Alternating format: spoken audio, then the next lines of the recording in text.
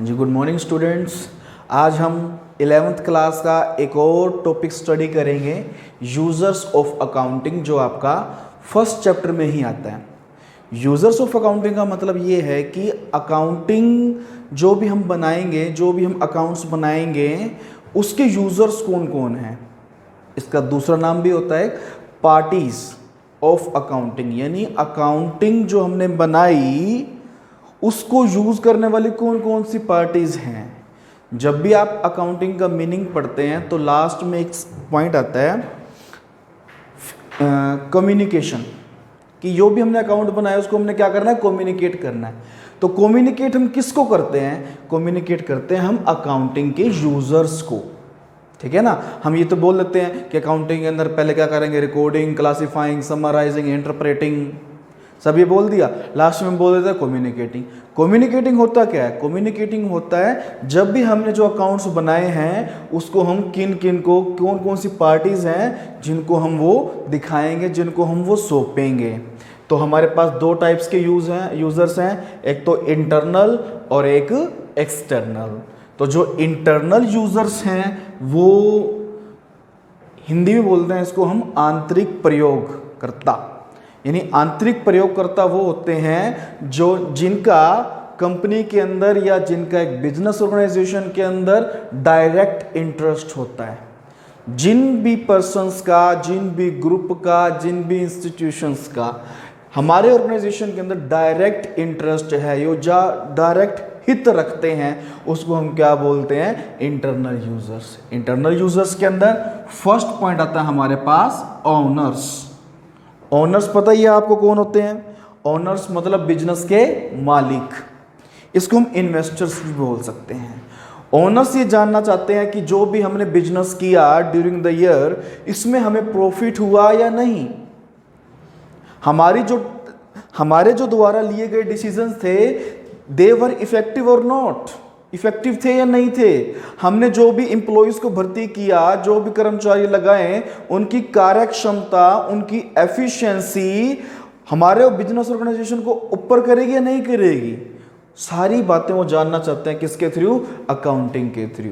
इसीलिए वो क्या करते हैं, टाइम टू टाइम आपके अकाउंट्स चेक करते रहते हैं। जैसे for a period of 3 months check कर लिया या आफ्टर 1 ईयर चेक कर लिया, वो सारा आपका प्रॉफिट एंड लॉस देखेंगे भी। हमने आपको इतने रिसोर्सेज दिए, आपने हमें कितने रिटर्न दी, बीच में डिस्टर्ब नहीं करेंगे वो आपको पास उन्होंने बता दिया हमने आपको 10 लाख रुपए दिए जी, मैनेजर को कहेंगे वो।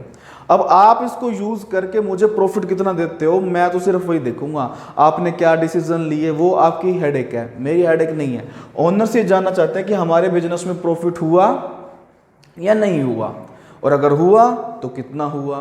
तो ओनर्स के लिए सबसे यूजफुल होती है अकाउंटिंग, और ये इंटरनल यूजर्स के अंदर आते हैं। सेकंड में है हमारे पास फिर मैनेजमेंट।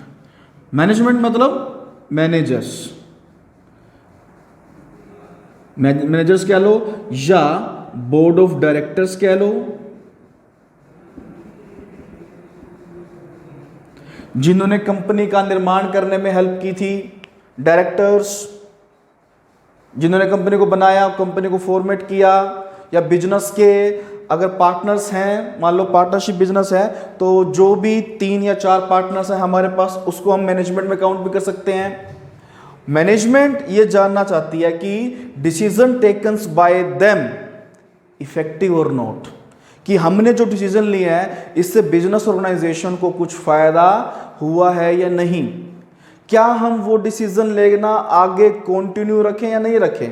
अगर हमारे द्वारा लिए गए डिसीजन से कंपनी को क्या हो रहा है, प्रॉफिट हो रहा है, हमने जो भी डिसीजन लिए उससे क्या हुआ, कंपनी को हुआ प्रॉफिट, तो हम वही डिसीजन, उसी तरह के डिसीजन, उसी सिमिलर डिसीजन वो आगे लेंगे हम। अगर हमारे डिसीजन से कंपनी को कुछ खास फायदा नहीं हुआ तो हम अपने डिसीजंस में क्या कर देंगे, चेंज कर देंगे। क्यों, एग्जिस्टिंग डिसीजन से कंपनी को प्रॉफिट नहीं हो रहा। तो जो ये दो हैं, ओनर्स एंड मैनेजमेंट, ये किसके अंदर आते हैं भला, इंटरनल यूजर्स के अंदर, आंतरिक प्रयोगकर्ता के अंदर। ठीक है, इनके सामने कंपनी की सारी प्रॉफिट एंड लॉस शो करना पड़ेगा हमें, सारा बैलेंस शीट शो करनी पड़ेगी, हमारे पास रिटर्न कितनी है, रिटर्न मतलब जैसे 10% कमा रहे हैं, 15% कमा रहे हैं, सब कुछ इनके सामने हमें प्रदर्शित करना पड़ेगा। फिर आते हैं हमारे पास एक्सटर्नल यूजर्स। एक्सटर्नल यूजर्स कौन से होते हैं? एक्सटर्नल यूजर्स वो होते हैं जो आपके ऑर्गेनाइजेशन से, आपके बिजनेस से जुड़े तो हुए हैं लेकिन डायरेक्टली नहीं, इनडायरेक्टली, ठीक है ना। जुड़े तो हुए हैं, जुड़े तो ये भी हुए हैं, इंटरनल भी और एक्सटर्नल भी, जुड़ाव दोनों का हमारी कंपनी के साथ, तभी वो काउंटिंग के अंदर आ रहे हैं, तभी वो यूजर्स के अंदर आ रहे हैं। लेकिन इनका डायरेक्ट हित है, डायरेक्ट इंटरेस्ट है, इनका इनडायरेक्ट इंटरेस्ट है, बस ये फर्क होता है। इनडायरेक्ट इंटरेस्ट किसका है? सबसे पहला पॉइंट है हमारे पास potential investors.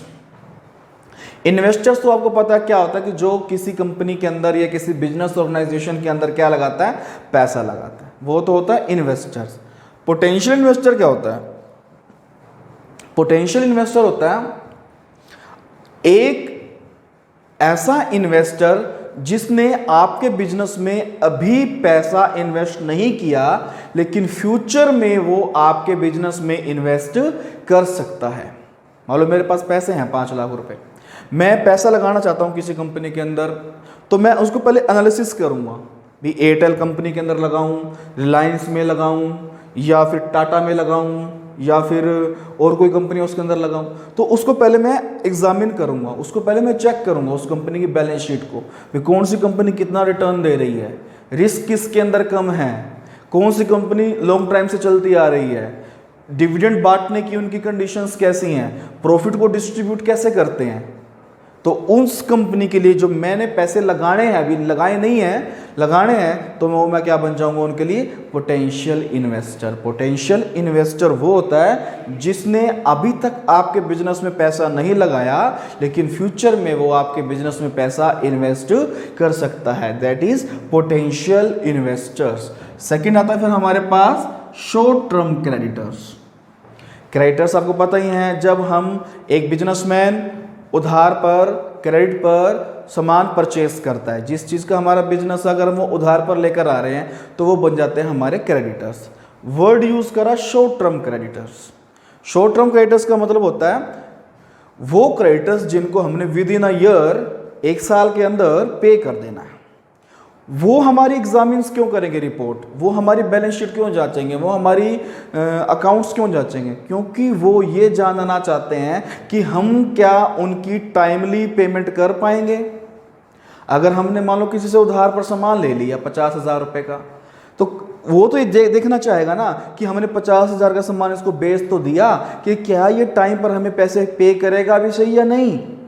Short term creditors आते हैं, वो ये देखना चाहते हैं कि इस फर्म की, इस बिजनेस ऑर्गेनाइजेशन की जिसके साथ मैं डील कर रहा हूं, पेइंग कैपेसिटी कैसे है, कैसे पे करते हैं, वो टाइम पर पे कर देते हैं या लेट करते हैं, या टाइम से पहले कर देते हैं। कुछ ऑर्गेनाइजेशन ऐसे होते हैं जो टाइम मांगते हैं 45 डेज का या 50 डेज का, लेकिन वो 30 या 35 डेज में पे कर देते हैं। तो उस कंपनी को हर कोई सामान बेचना चाहता है, क्यों? उनकी पेमेंट टाइमली जाती है। तो शॉर्ट टर्म क्रेडिटर्स में वो आ जाते हैं जिनसे आपने उधार पर सामान लेना है, वो ये देखना चाहते हैं, वो यूजर्स होते हैं एक्सटर्नल। थर्ड पे आता है फिर हमारे पास लॉन्ग टर्म क्रेडिटर्स। क्रेडिटर्स वही हो गए, बस यहाँ पर शॉर्ट टर्म के बजाय क्या लगा दिया? Long term. जहां पर भी लॉन्ग टर्म क्रेडिटर्स आ जाए, आपने एक बात ध्यान में रखनी है, वो क्रेडिटर्स जो हमने पे करने हैं 1 साल के बाद, which is payable after 1 year, जो आपने 1 साल के बाद पे करने हैं, that is included in long term creditors. Long term creditors के अंदर कई फाइनेंशियल इंस्टीट्यूशन आ गए, बैंक आ गया, LIC से अगर हमने पैसे ले रखे हैं, हाउसिंग लोन ले रखा है, बिजनेस के लिए लोन ले रखा है, तो वो देखना चाहते हैं भी क्या आप इंटरेस्ट पे करने की कंडीशन में हैं। बैंक से अपने लोन तो ले लिया, मान लो 50 लाख का लोन ले लिया, अब उसके ऊपर हमें क्या पे करना पड़ेगा? इंटरेस्ट पे करना पड़ेगा। वो हमारे अकाउंट्स इसलिए एग्जामिन करेंगे, इसलिए यूज करेंगे, वो ये देखना चाहेंगे कि आप इंटरेस्ट टाइम पर पे कर पाते हो या नहीं। अगर कर पाते हो तो वो आपको पैसा देंगे, otherwise they will stop them, रोक देंगे उनको, भी नहीं देंगे हमें पैसे। नेक्स्ट आता है फिर पॉइंट हमारे पास, फोर्थ पॉइंट यूजर्स के अंदर एक्सटर्नल में एम्प्लॉइज।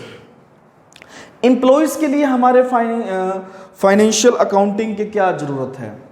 जो भी हम अकाउंट्स बना रहे हैं, एम्प्लॉइज के लिए क्या जरूरत है। एम्प्लॉइज पता है ना क्या होता है, एम्प्लॉइज वो जो हमारे बिजनेस ऑर्गेनाइजेशन के अंदर काम कर रहे हैं, हमारे वर्कर्स कह सकते हैं हम। एम्प्लॉइज ये देखना चाहते हैं कि क्या हमारी कंपनी को प्रॉफिट पर्याप्त मात्रा में हो रहा है, whether our company will earn adequate amount of profit. If yes, अगर हाँ, they will demand bonus.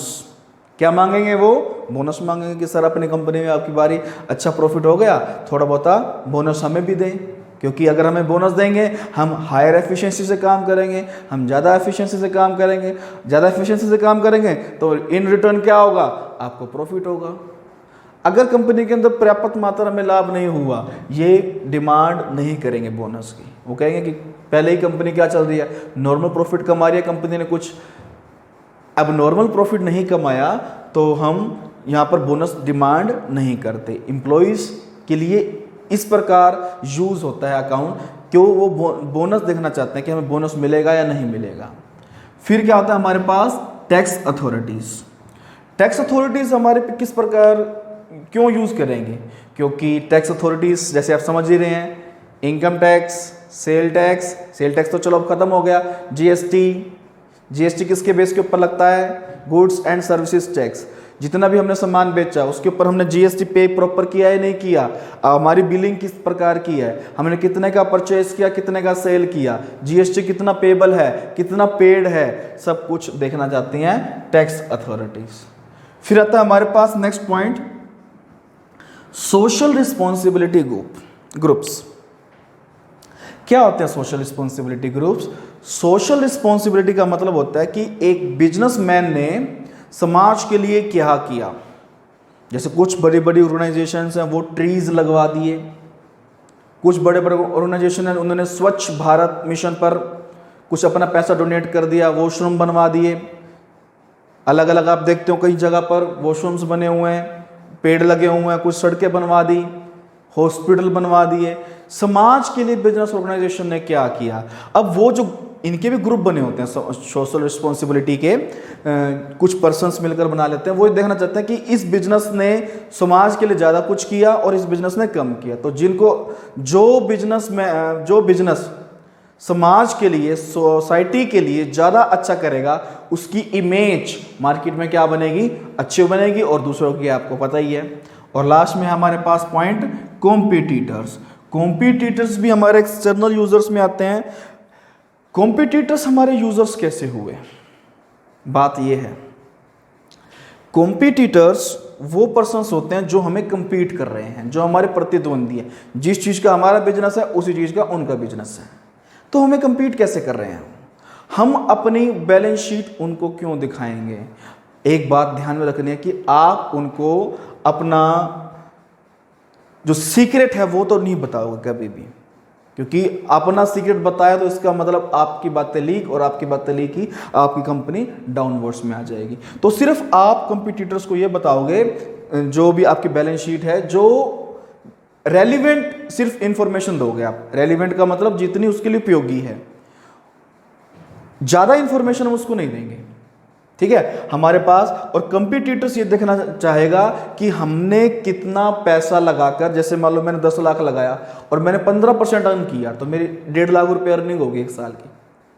और कंपटीटर ये देखना चाहेगा भी हमने कितना पैसा लगाया और हमारी कितनी अर्निंग है, तो वो परसेंटेज को देखना चाहेगा। और ये देखना चाहेगा कि हमारी कंपनी ने कौन से प्रोडक्ट लॉन्च किए हैं जो हमें बूस्टअप कर रहे हैं, जो हमें उठा रहे हैं ऊपर के मार्केट में, और कंपटीटर के पास ऐसे कौन से प्रोडक्ट हैं जिससे उसको कंपटीटिव एडवांटेज मिल रहा है। कंपटीशन बेसिकली डिफाइन करता है स्ट्रेटजी क्या करने की, कि हमें फ्यूचर में आगे क्या करना है ना। कंपटीटर के प्रति बनाएंगे हम कि उस कंपनी ने ये किया, हम आगे ये करेंगे। तो ये मैंने आपको बताया जो लास्ट टॉपिक था आपका, users of accounting, internal and external. Next topic में हम आगे को स्टडी करेंगे। Thank you.